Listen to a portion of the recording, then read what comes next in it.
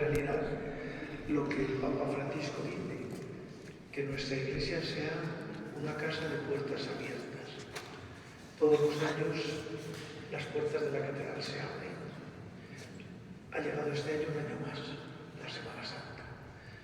No voy a impedir, por supuesto, el terreno del pregonero, Dios me libre, pero sí deciros en nombre del Cabildo que vivamos la Semana Santa como el Señor quiere, es decir, metámonos dentro.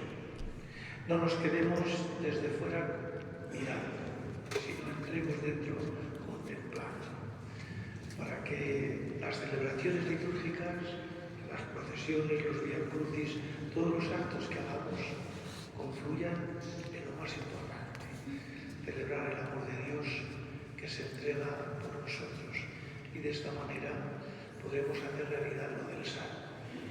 Gustad y ved qué bueno es el Señor. Dichosos los que se acogen a Él. Muchas gracias.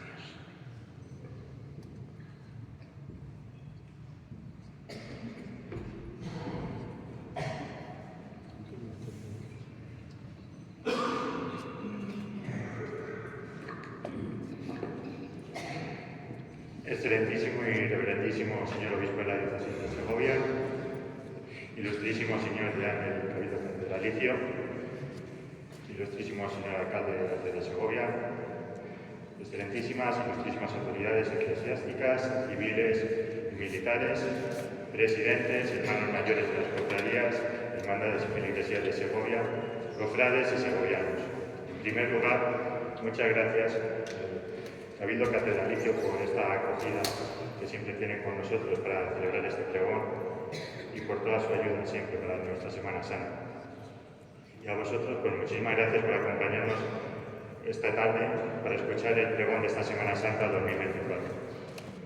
Otro año más llega la Cuaresma y los sones de las bandas de cornetas y tambores se adueñan de nuestras calles anunciando que está por venir la Semana Santa, el momento más esperado del año por todos los cofrades y cristianos.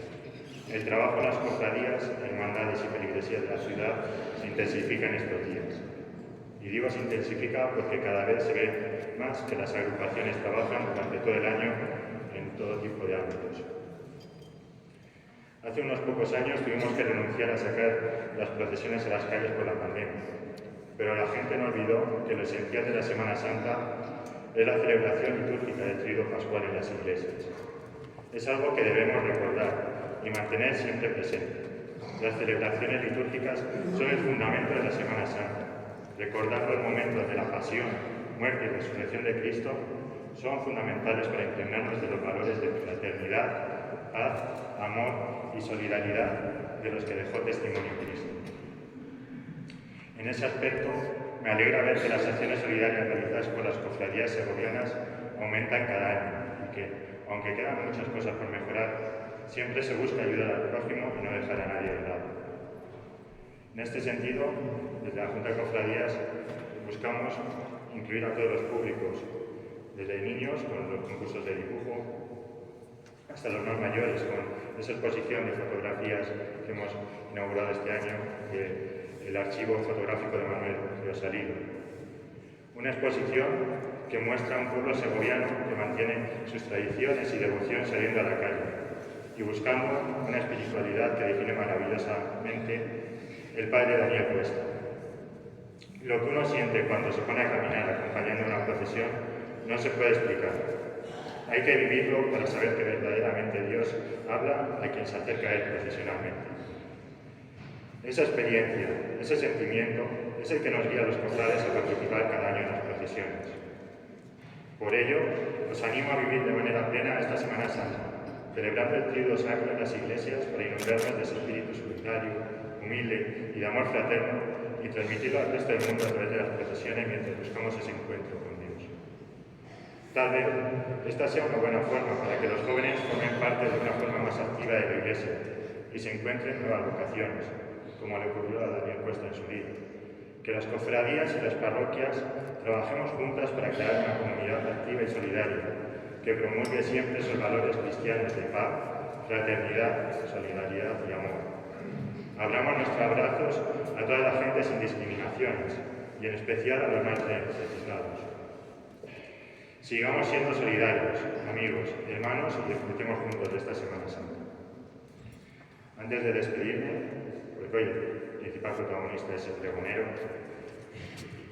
agradecer a todos su presencia hoy aquí, en esta Santísima Iglesia Catedral, a la Diócesis de Segovia y al Cabildo Catedralicio.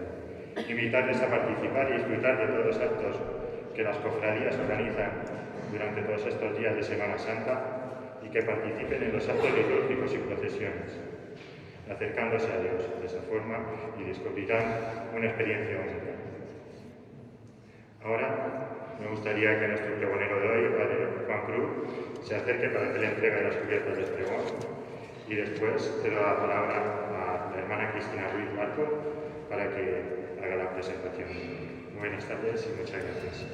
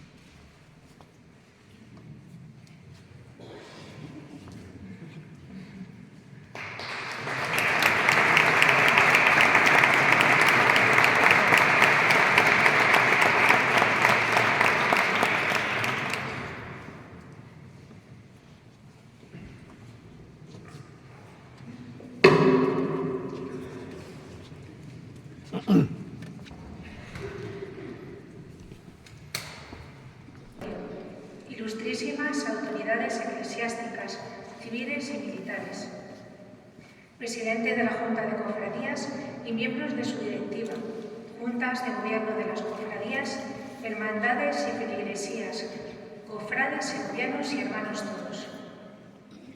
Es para mí un honor y un regalo llevar a cabo esta presentación de un gran sacerdote y para mí un gran amigo y hermano en el Señor. Gracias, Juan Cruz, por haberme dado esta oportunidad de bendecir, decir bien de ti y de la obra que Dios ha hecho y sigue haciendo en ti y a través de tu vida y ministerio lleno de calidad y calidez. Juan Cruz nació en Segovia un día señalado para la religiosidad popular, el 3 de mayo de 1973, donde la cruz se viste de flores. Parece esto un signo de la providencia de Dios, de lo que posteriormente iba a ser la vida y misión de nuestro pregonero, ministro del Señor, predicador del anuncio de la buena noticia de Cristo, muerto y resucitado por nosotros. Juan Cruz fue ordenado sacerdote en el día de la solemnidad de San José, el 19 de marzo de 1999. Precisamente en unos días celebraremos sus bodas de plata sacerdotales, por lo que desde aquí te felicitamos por esta efeméride, a la vez que agradecemos el servicio prestado a la Iglesia y a la Diócesis durante estos 25 años de entrega generosa y siempre disponible en los distintos ministerios que has llevado a cabo. Enhorabuena. Juan Cruz es licenciado en Teología Dogmática por la Universidad Pontificia de Salamanca y doctor en Teología Dogmática por la Universidad Gregoriana de Roma, con la tesis La promoción y la concepción de la unidad de la Iglesia según el pensamiento de don Emmanuel Lannen en el contexto del monasterio de Chevetón, bajo la dirección del profesor Dr. William Henn. Desarrolla una importante labor como investigador y divulgador especializado en teología, por artículos y publicaciones como La Catedral, un entorno de vida, un lugar de encuentro y una vivencia espiritual en medio de la sociedad. Desarrollo histórico y documentos del diálogo internacional entre la Iglesia Católica y la Iglesia Ortodoxa, y antecedentes y preparación del diálogo teológico internacional entre la Iglesia Católica y la Iglesia Ortodoxa Bizantina, entre otros. A lo largo de estos 25 años de ministerio sacerdotal, ha asumido varios cargos pastorales, siendo actualmente vicario episcopal de evangelización, educación en la fe y medios de comunicación desde el año 2015, rector del Seminario de Segovia y miembro del Consejo Diocesano de Asuntos Económicos, ambos desde 2016. También ha formado parte del Colegio de Consultores de la Diócesis desde el 2015 hasta el 2020 y asumió con gran responsabilidad el nombramiento de director de la Escuela Diocesana de Teología y delegado del Instituto de Ciencias Religiosas a Distancia de la Facultad de San Damaso de Madrid, del año 2013 al 2016, en su extensión en nuestra diócesis de Segovia. Hoy en día sigue enriqueciendo a sus alumnos en esta escuela con su saber y su gran capacidad para comunicar, tarea que lleva ejerciendo desde el curso 2007-2008. Como mencionaba anteriormente, es un gran comunicador y en la actualidad es director de la publicación mensual diocesana Iglesia en Segovia y fue director del programa diocesano Iglesia Noticia de COPE Segovia durante varios años. En sus primeros años sacerdotales trabajó por hacer presente el Evangelio en los municipios de Pedraza, Aragüetes, Pajares de Pedraza, Rades de Pedraza, La Velilla, Val de San Pedro, Torreval de San Pedro, Orejana, Valleruela de Pedraza, Valleruela de Sepúlveda, La Matilla y Condado de Castellón. Con el amor recién estrenado, acompañó con la cercanía y don de gentes que le caracteriza a estos pueblecitos de la sierra de nuestra diócesis. Asimismo, se ha hecho todo a todos, como dice el apóstol Pablo en los siguientes destinos que recibió: Fuente Pelayo, Pinar de Grillo y Zarzuela del Pinar, desde 2007 hasta enero de 2013. Con la generosidad y disponibilidad que le caracteriza, la Iglesia, en la persona del obispo, decidió dejar estos pueblos a medio curso para atender la parroquia de San José Obrero de Segovia hasta la actualidad, tras la muerte tan inesperada del que era párroco de la misma, don Ignacio García.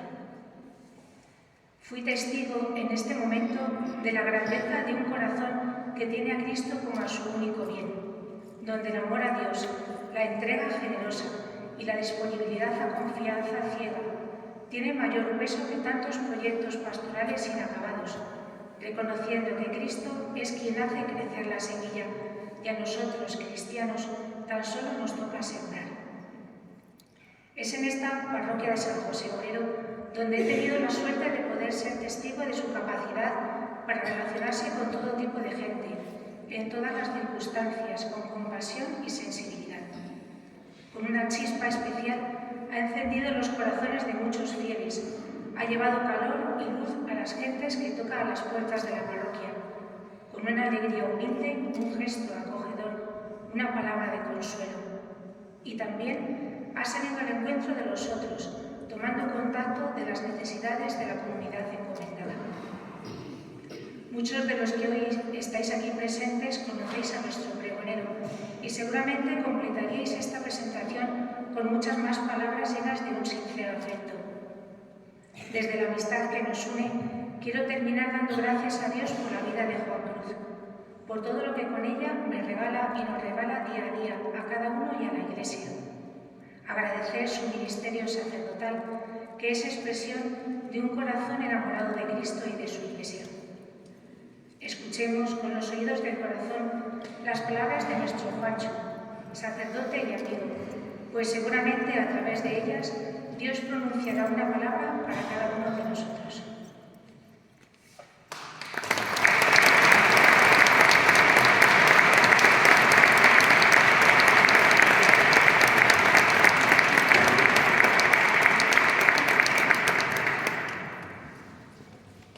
¿Por qué buscáis entre los muertos al que vive? No está aquí, ha resucitado. Estas palabras de los ángeles a las piróforas, esto es, a las mujeres que en la mañana del primer día de la semana fueron al sepulcro para embalsamar el cuerpo de Jesús, el Maestro, marcan el inicio de una esperanza que se alza por encima de toda oscuridad y sombra de muerte. Es la buena nueva que une indisociablemente los dos misterios más profundos e inquietantes del ser humano, muerte y vida. Lo que San Pablo en la carta a los Romanos expresó así: Dios, que da vida a los muertos, y llama a la existencia lo que no existe. De eso va este pregón, de muerte y vida, de muerte vencida y de vida compartida. Va de pasión y resurrección. Pero como bien apunta el cardenal Martini, la pasión no es preludio de la resurrección. Es verdaderamente un fin, la muerte de Cristo. Y como tal, es en sí misma definitiva. Entre la pasión y la resurrección existe, por tanto, un abismo. Y solo después de haberlo comprendido podemos entender cómo el poder de Dios pasa de una a otra. Un abismo al que nos vemos abocados y que pone a prueba nuestra fe en Dios, un Dios de vivos, no de muertos. Un abismo al que nos asomamos amarrados al amor de Dios, porque tanto amó Dios al mundo que entregó a su unigénito para que todo el que cree en Él no perezca, sino que tenga vida eterna. Un abismo que oteamos con una firme esperanza en un cielo nuevo y una tierra nueva.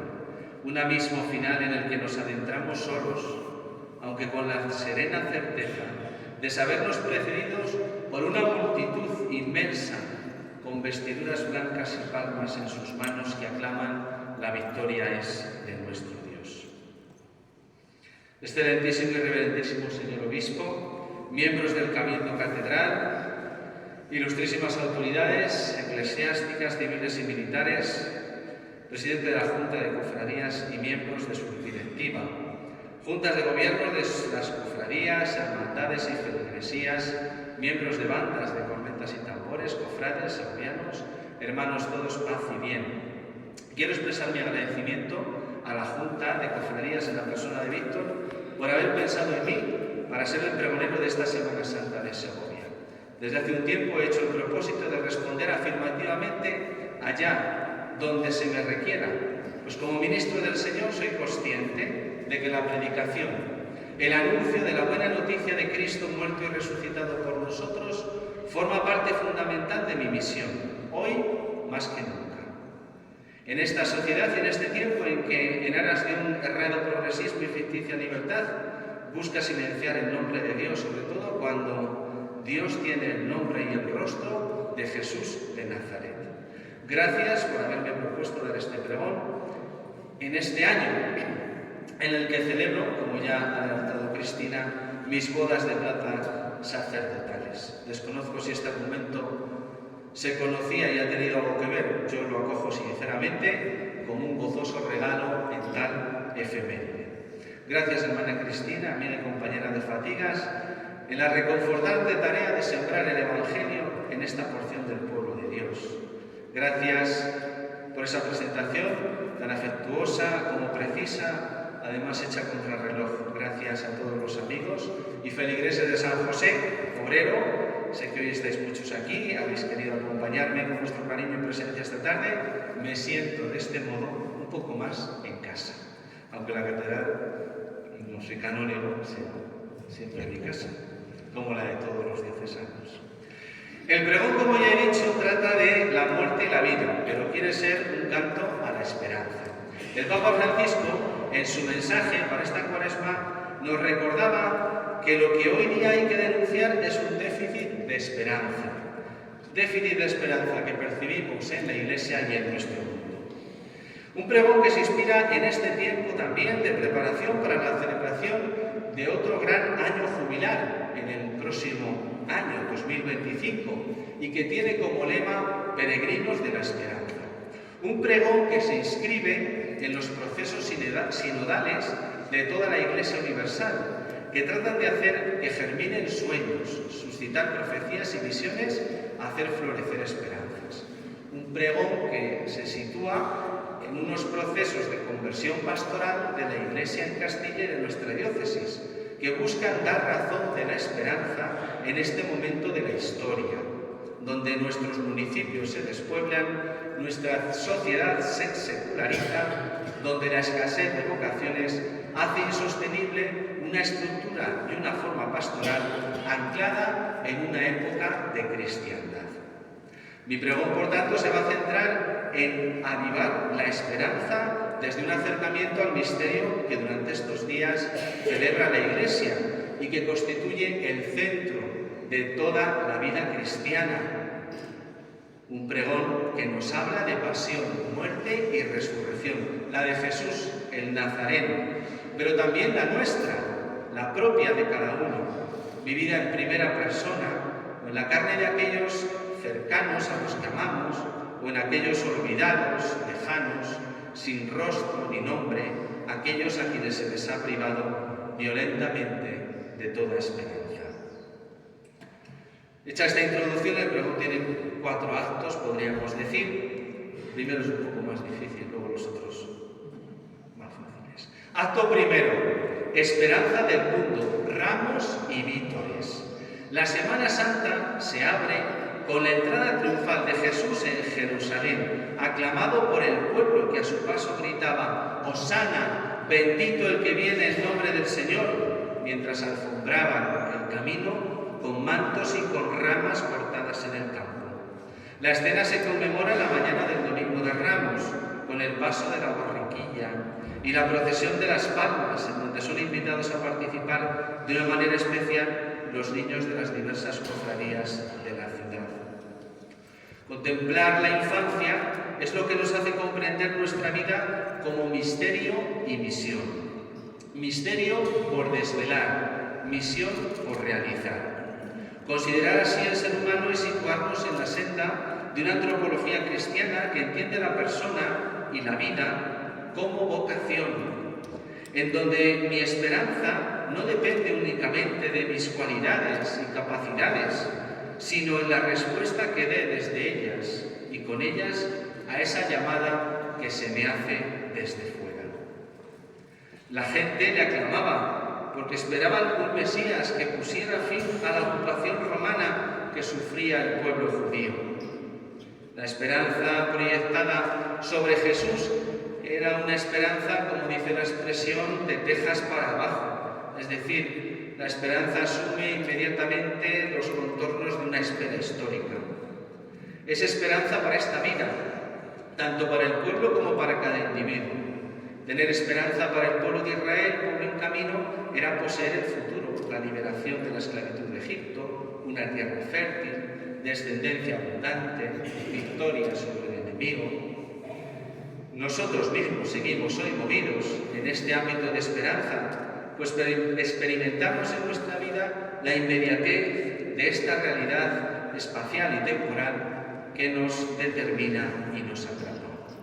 Pero como el pueblo de Israel necesitamos la voz profética, el anuncio luminoso que nos haga comprender que nuestro proyecto vital se fragua no solo desde la realidad natural, sino desde la sobrenatural. Ahí radica el fundamento de la verdadera esperanza, la que no se alcanza como resultado de nuestro propio esfuerzo, sino que se recibe como don, que viene de alguien y que en consecuencia no puede conquistarse sino tan solo recibirse y acogerse. Próximamente verá la luz la última publicación traducida al español de un filósofo contemporáneo, Byung-Chul Han, un breve ensayo titulado El espíritu de la esperanza. En el preludio, que ya está accesible, Han afirma: la esperanza supone un movimiento de búsqueda, es un intento de encontrar asidero y rumbo. Quizás sea precisamente por eso que nos lanza hacia lo desconocido, hacia lo intransitado, hacia lo abierto, hacia lo que todavía no es, porque no se queda en lo sido ni en lo que ya es. Pone rumbo a lo que aún está por nacer, sale en busca de lo nuevo, de lo totalmente distinto, de lo que jamás ha existido. La modalidad temporal de la esperanza es el todavía no es. Ya está abierta a lo venidero, ella está abierta a lo venidero, a lo que aún no es. Es una actitud espiritual, un temple anímico que nos eleva por encima de lo ya dado, de lo que ya existe. Hasta aquí la cita. Una primera lectura nos podría hacer pensar que esta idea de esperanza no está lejos de lo que cristianamente consideramos como tal. Pero para ser sinceros, en Han falta, al menos por lo que he podido ver, la dimensión de la fe. Esta unidad entre fe y esperanza es planteada por el Papa Benedicto XVI en la encíclica Espe Salvi. del año 2007. En muchos pasajes de la Sagrada Escritura, fe y esperanza son intercambiables y están íntimamente interrelacionados, afirma el pontífice. La Carta a los Hebreos nos ofrece una definición de fe que une estrechamente esta virtud con la esperanza. Dice así: la fe es sustancia de lo que se espera y prueba de lo que no se ve. Y comenta al respecto el Papa Benedicto: entendiendo el término sustancia en sentido objetivo como realidad presente en nosotros de lo que está por venir. Y precisamente porque a la realidad misma ya está presente, esta presencia de lo que vendrá genera también certeza. Esta realidad que debe venir no es visible aún en el mundo externo, no aparece, pero debido a que como realidad inicial y dinámica la llevamos dentro de nosotros, nace ya ahora una cierta percepción de la misma. De modo, y aquí viene la diferencia con la postura de Hahn, la fe no es solamente un tender de la persona hacia lo que ha de venir y que está todavía totalmente ausente. La fe ya nos da algo, nos da ya ahora algo de esa realidad esperada. Y esa realidad presente constituye para nosotros una prueba de lo que aún no se ve. Esta atrae el futuro dentro del presente, de modo que el futuro ya no es el puro todavía no. El hecho de que este futuro exista cambia el presente. El presente está marcado por la realidad futura y así las realidades futuras repercuten en las presentes y las presentes en las futuras. Hasta aquí la cita de Benedicto. Una esperanza, pues, que enraizada en Dios va más allá de las expectativas que nos podemos construir los humanos. Una esperanza que nace del supremo don de Dios, que quiere hacernos partícipes de su vida plena y eterna. Y precisamente por eso envía a su Hijo al mundo, para que encarnado y resucitado alumbre nuestra esperanza. Jesucristo es nuestra esperanza. Acto segundo: esperanza puesta a prueba, la pasión. La Semana Santa adquiere todo su auge en los días que denominamos Trido Pascual. Jueves, viernes y sábado configuran el tríptico de la pasión, muerte y resurrección del Señor. El Triduo se inicia con la celebración solemne de la Cena del Señor, la liturgia del Jueves Santo. Aquí en Segovia, con la celebración de esta liturgia en todas las parroquias, es el día en el que se traslada la mayoría de los pasos a la catedral. El jueves es el día de la esperanza probada. Es el día en que Jesús anticipa sacramentalmente en el cenáculo su entrega en la cruz. El Jueves Santo es el día de la ofrenda definitiva por amor, de mantener la esperanza, a pesar de que todos los acontecimientos hacen prever que el desenlace será trágico. Es la esperanza probada. Prueba para Jesús, que una vez más, por última vez, se enfrenta al tentador. ¿Será Jesús capaz de entregar su vida? Prueba para sus discípulos, quienes después de cenar con él y de todo lo vivido a su lado, serán capaces de acompañar a su Maestro en el momento de la cruz. Prueba para cada uno de nosotros ante las dificultades, sufrimientos, oscuridades de nuestro peregrinar cristiano, ante los cantos de sirenas que en nuestra sociedad se tornan llamadas a dejar de lado a Dios. ¿Seremos capaces de permanecer en la vida cristiana? ¿Seremos capaces de ser auténticos discípulos en medio de esta sociedad que se seculariza? ¿Seremos capaces de dar razón de nuestra esperanza? La noche de Jueves Santo, Jesús se retira con sus discípulos al Monte de los Olivos. Así lo narra el evangelista Lucas, para orar como tenían costumbre. Es la cofradía de San Lorenzo la que procesiona acompañando el paso de la oración de Jesús en el Huerto de los Olivos. Es el rato en que muchas parroquias se tienen la hora santa. Aquella hora, para Jesús, es la hora de la esperanza puesta a prueba. La confianza en su Padre, a quien suplica: Padre, si quieres, aparta de mí este cáliz, pero que no se haga mi voluntad sino la tuya. Esta confianza es lo que permite a Jesús seguir adelante con la voluntad y el proyecto de Dios para la humanidad. Es la hora de la angustia y del miedo, que matan todo germen de esperanza. Muchos son los miedos a los que nos vemos sometidos hoy. Hemos dejado atrás, creo, el miedo a la pandemia. Tenemos un miedo a una posible guerra nuclear. Tenemos miedo a expresarnos libremente por el que dirán, a dar testimonio de la fe, al cambio climático, a la pérdida del trabajo, al no encontrar sentido a la vida, a la violencia, a la enfermedad, miedo a la muerte. Pero lo verdaderamente preocupante, como afirma el filósofo antes mencionado Han, es la propagación del clima del miedo o la pandemia del miedo. Y dice, donde hay miedo es imposible la libertad. Miedo y libertad son incompatibles. El miedo puede transformar una sociedad entera en una cárcel, puede ponerla en cuarentena. El miedo solo instala señales de advertencia. La esperanza, en cambio, va dejando indicadores y señalizadores de caminos. La esperanza es la única que nos hace ponernos en camino, nos brinda sentido y orientación, mientras que el miedo imposibilita la marcha. Hasta aquí la cita. La vivencia del misterio pascual, finalidad de la celebración de la Semana Santa, es el mejor antídoto contra el miedo. Es la oportunidad de renovar nuestra esperanza puesta a prueba, contemplando el misterio de Jesucristo muerto y resucitado.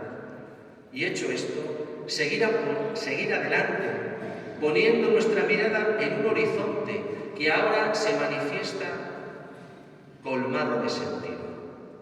Pero, ¿qué sería del caminante si solo pudiera comer un día al año? Terminaría desfallecido.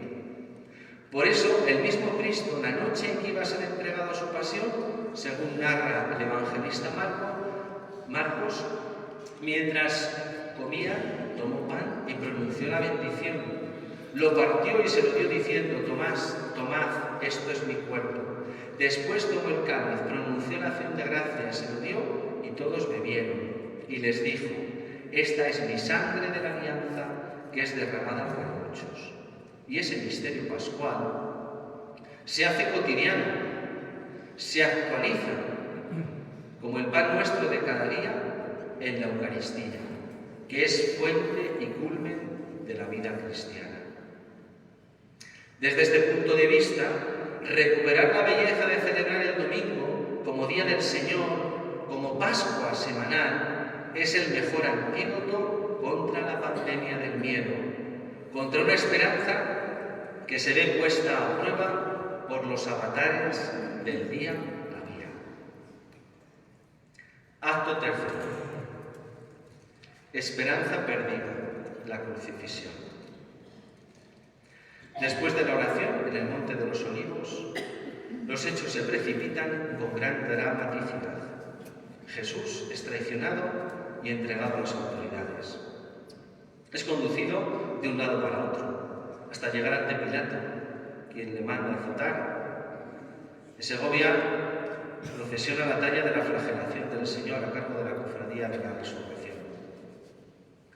Pocas imágenes cinematográficas me han causado tanta impresión como la que pudimos ver en la película La Pasión de Mel Gibson, concretamente la escena en la que la Virgen María y María Magdalena recogen la sangre de Jesús derramada en el suelo del pretorio tras ser flagelado.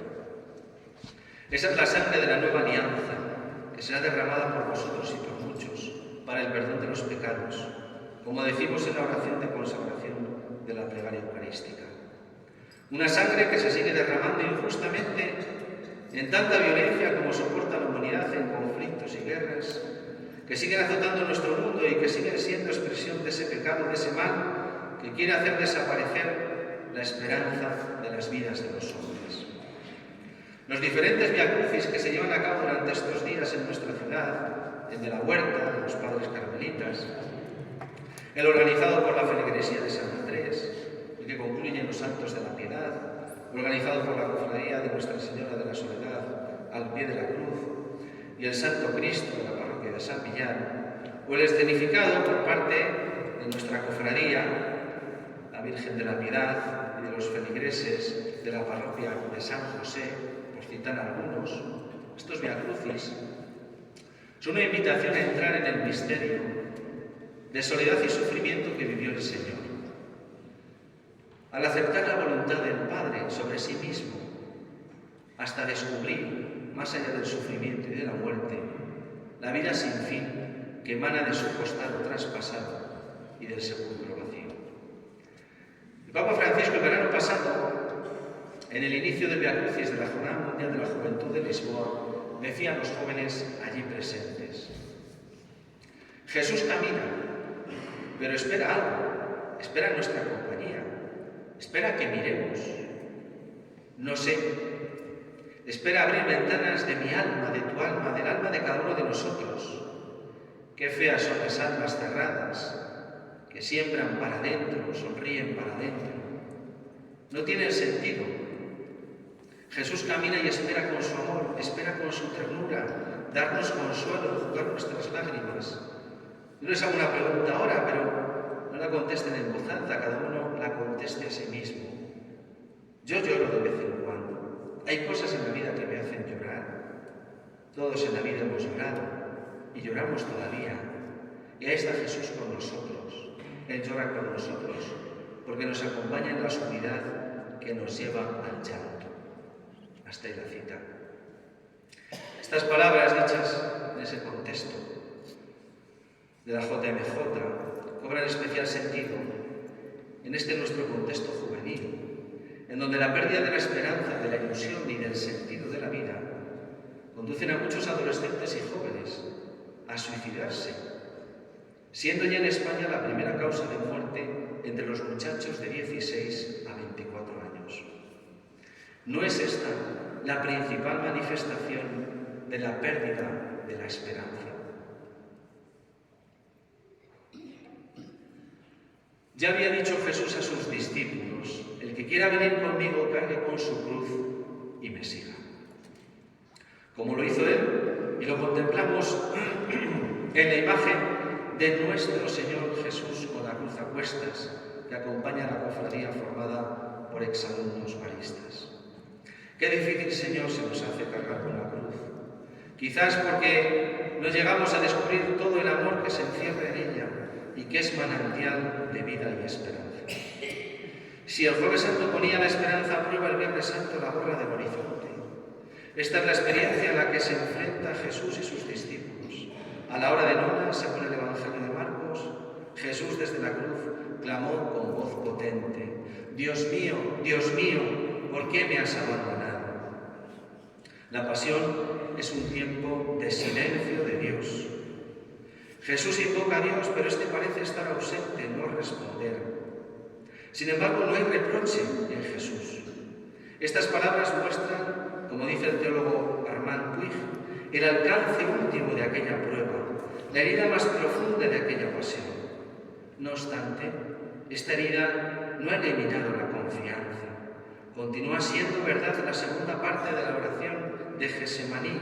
Jesús acepta confiadamente hacer lo que Dios quiere que haga, aunque sea con grande clamor y lágrimas. Hasta ahí la cita. Abrazar la cruz supone esperar contra toda esperanza. Por eso Lucas desplaza el acento del abandono a la súplica confiada. Padre, a tus manos encomiendo mi espíritu. Dicho esto, expiró. Su cabeza se inclinó hacia su pecho. Sus labios enmudecieron.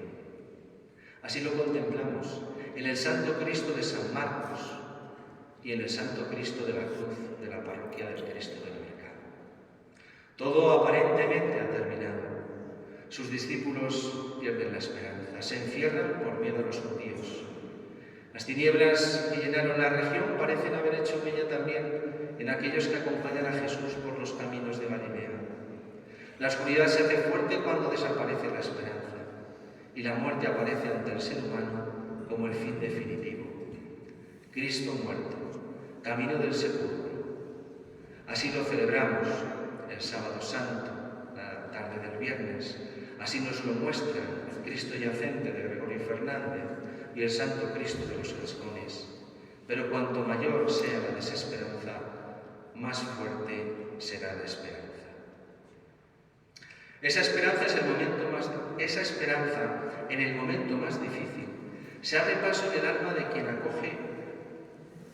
acogió al autor de la vida en su seno. Se abre paso en el corazón de la Virgen María, que en soledad, una vez más, medita, acoge obediente y espera. En nuestro cortejo procesional hay un ramillete de imágenes que nos muestran a María en esta actitud: la piedad, la Virgen de las Angustias, la soledad al pie de la cruz o la soledad dolorosa de la Hermandad de Santa Eulalia. El Papa Francisco describe así la experiencia de María.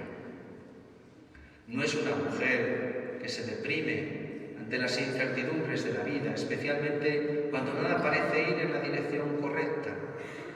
No es ni siquiera una mujer que protesta con violencia, que se queja contra el destino de la vida, que revela a menudo un rostro hostil.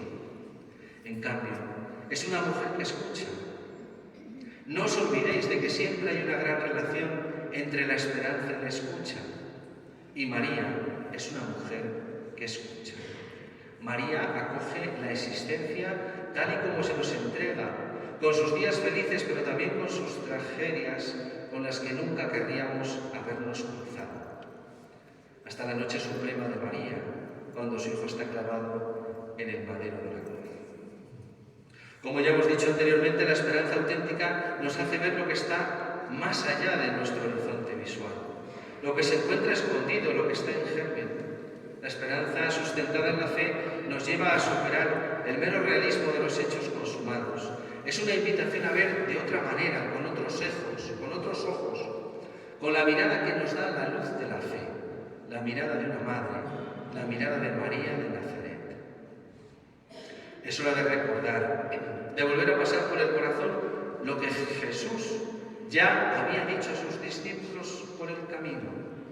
Si el grano de trigo no cae en tierra y muere, queda infecundo, pero si muere, da mucho fruto. Destruid este templo y en 3 días lo levantaré.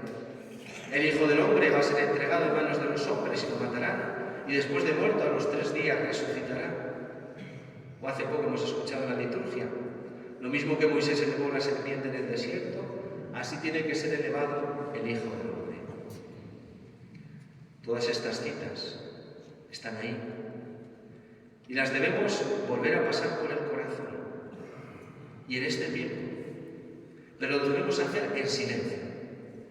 Por eso la Semana Santa no se puede vivir desde el bullicio, desde el ajetreo, desde la agitación, porque todo salga bien y podrá salir bien y mejor que así sea, pero no olvidemos que esta no es una representación sin más, ante lo que nos situamos como meros espectadores o actores consumados, que tras este papel interpretan otro. No. Esta es una representación en donde está en juego ya no la vida de Jesús, sino la nuestra, la de cada uno de nosotros. Acto cuarto.